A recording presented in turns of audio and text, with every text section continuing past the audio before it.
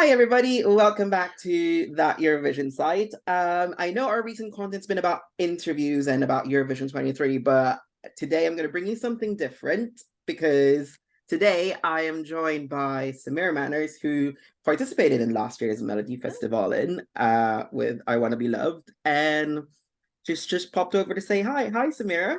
Hi, thank you for having me. How are you doing? I'm doing great. Yeah, it's been a good day. I'm back in Sweden. I was in the UK, so finally back. So that feels quite nice.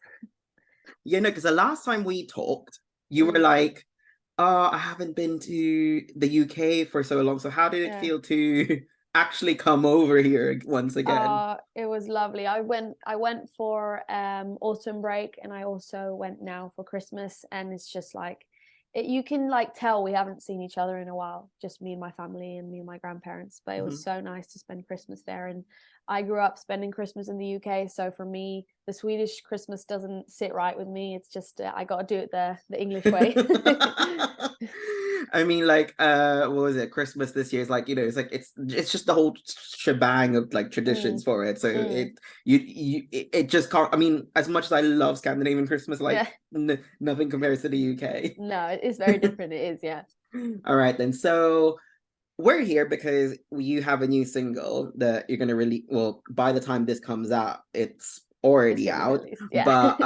But before we jump onto that, let's just gonna do a little throwback and of Mhm. course talk about Mello because that's coming up shortly as Yeah, well. it is. So obviously you made your debut in 2022 with I Want to Mm, Be Loved. You were mm. very, very, very, very close to Was I? yeah, you were Oh, I think you were fifth, but like you were yeah, like one spot away from yeah. like getting to the next Oh, stage of the oh, right, yeah. competition. I haven't thought it that way, but yeah, of Yeah, course. but my first question to you was like, now that we've had some time since we've Mm, last talked, mm. how did you find the overall experience of it from like let's say start to finish? I found it. I mean, I found it a little weird, to be honest. That's just I had never stood in front of a big crowd before, and then the biggest crowd I stood in was like 80 people or something. But at the same time, I thought it was such an experience. I like after having done that, I feel like I can like I felt like I could do anything, you know what I mean? Because it's a Mhm. really long ride. It's like at least 6 months just of preparations for the scene and everything. So I'm just really happy I did it. And I mean, looking back, like if it was only a year ago, not even a year ago, but it Yeah. feels like it's been 10 years because I feel like a different person now. You know, there's just a lot has happened since then. And it's been really, really nice. So I just look back at it in real like thankfulness and just think, you know, it was a real experience. Do you think, I mean, I know it's like not even a year to it, but do you think you've learned or like changed as much since Mm.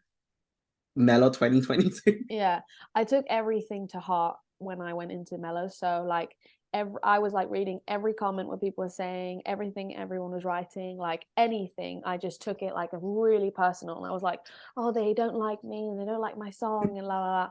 I mean, and you know, which you do, especially when you have like I was in the pandemic for like 2 years and I never sang live in front of anyone. Like so now, but I feel like now after that experience, I'm like when people say, "Oh, I didn't like that," I was like, "Yeah, that's fine. Like that's your opinion, you know." And I feel like that is kind of the personal self growth Mhm. that I've done in that way, and which you probably kind of have to do when you become an artist and of any kind. But I'm Okay. just glad for it. Yeah. So I didn't get to ask you this because we were in a like midst of it on that week. Yeah. What I wanted to ask you is like overall in your experience, like Mm. what was the one thing that you've learned from Mello that you'll take with you that you've taken with you since then? Oh, that's such a good question.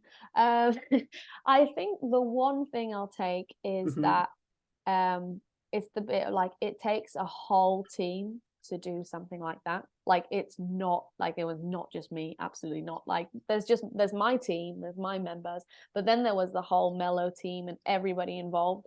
and I didn't realize how big it was. Like, I don't think anyone knows how big it is behind the scenes. I didn't even realize how big the Eurovision crew are, people who like Eurovision. I didn't know anything. So coming in, I was very like, I was like, oh, I'll just, go up, sing a song. Like, that was kind of my vibe, and I didn't realize that it was this. So I think that's the thing I learned. Like, even if there are some people who do everything themselves, but I think I'm a person that loves to like get help, and somebody helps me with this and that. And I think that's the real, like, I always take that with me for my performances, like, oh, helping each other, like, let's do this together, and that's what makes a great performance, I think. I mean, you've only done it once. Would you, because this is a question that, like, once you've been bitten by like the Mello bug, like, would you ever do it again? Not even just in Sweden, because there are other countries that are like, I mean, legally I can do it in the UK because I'm in English, or no. Funny thing, you can also go for San Marino. Oh, all right. Yeah. Well, I mean, I get this question quite a lot. I think everyone does, as you say. I didn't understand before. Like, I was like, why would anyone want to do it twice? I didn't get it. Now I get it. Like, I see the hype, and but I think it's just so much work for one song and one performance. And I love to write music. Like, I want to release, if I could release every week, I would release every week, So right now, where I'm now, I don't think I would do it again right now. But I feel like never say never, you don't know. Someday someone calls you with the best song ever, and you're like, yeah, let's do it. So I won't leave anything out, but not right now. Okay, well, I will say that, like, for someone who's debuted, like, you've grown quite a lot. So it is quite fascinating that there's still the interest from you, even though, like, you're not doing it, you're not shutting the door just yet, because I know some people are like, I don't think you ever should shut the door on opportunities. Like, people, I mean, I went to like a music academy or whatever when I was doing Melodifestival, and people were like, that's not, Melodifestivalen isn't really people's style there. But I always felt like, you know what, if you get an opportunity like this, you take it, because you only get some of them. Okay, so obviously Mello is just literally creeping up around the corner for us. Yeah. We have got a new set of artists, like, who are in the same boat as you were a year ago. What would you say to them? I don't even know. I think I would just say, like, really enjoy the ride, because it feels like you're on top of the world for a second. Like, all that attention from friends, family, media, everyone. Because in Sweden, Melodifestivalen is the biggest program of all shows in Sweden. So I think just enjoy the ride, and don't worry too much. Like, I think I worried so much, and when I look back at my performance, I think, wow, I'm so nervous, and I wish I could grab myself and be like, don't worry. But yeah, just enjoy the ride. Once it's gone, it doesn't happen in that same way in a while, I think.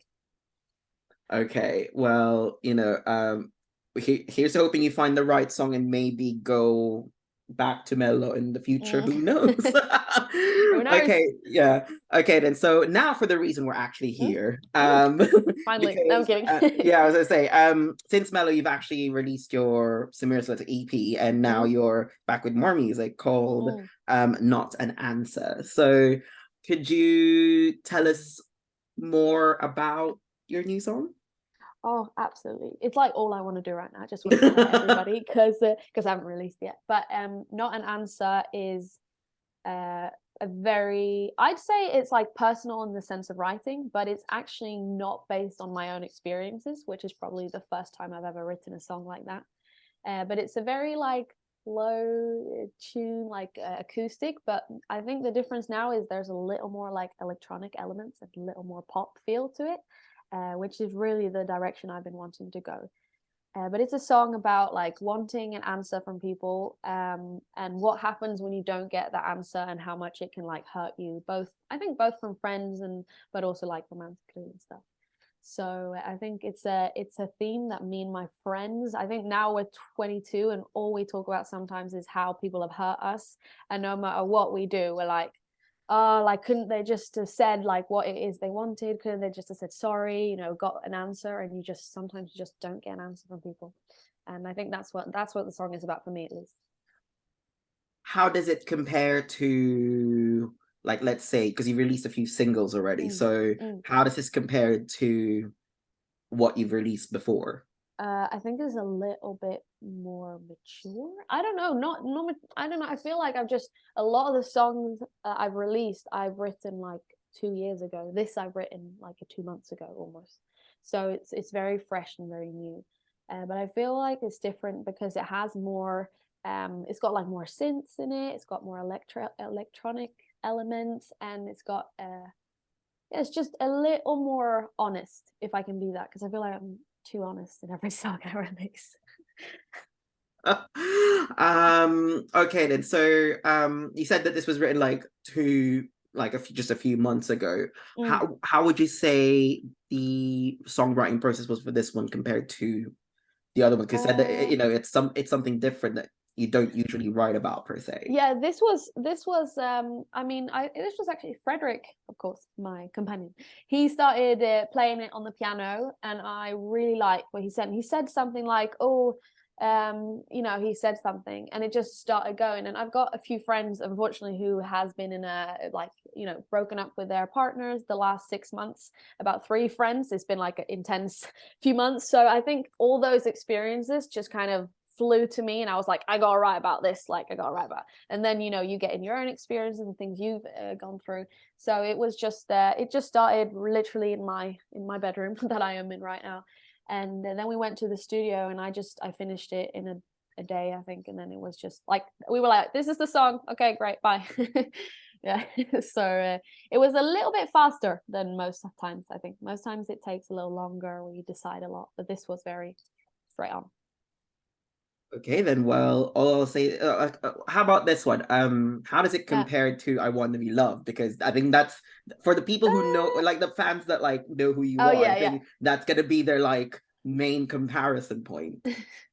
I don't even know, how is it. I mean, it's a lot more lyrics, which I've heard was something people were like, she doesn't say anything. I'm like, listen to my other songs, you know.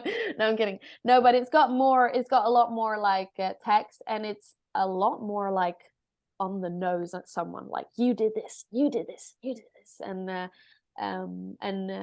I think it's as vulnerable, I think all my songs are, but it's just a little more pop and a little more like angsty feel, a little more screaming than I Want to Be Loved is. Well, you know, we're by the time recording this, I still don't know yet, but I can't wait to hear about it. Yeah, I just hope you like it. Yeah. Oh my God, I'm pretty sure I'll have it on repeat on my like travel days or something. Okay then. Well, all I'll say is good luck with the release. Thank you so much for taking the time to talk to us. Cool. I'll wrap this up with just saying, is there anything you want to say to the viewers who are watching us right now?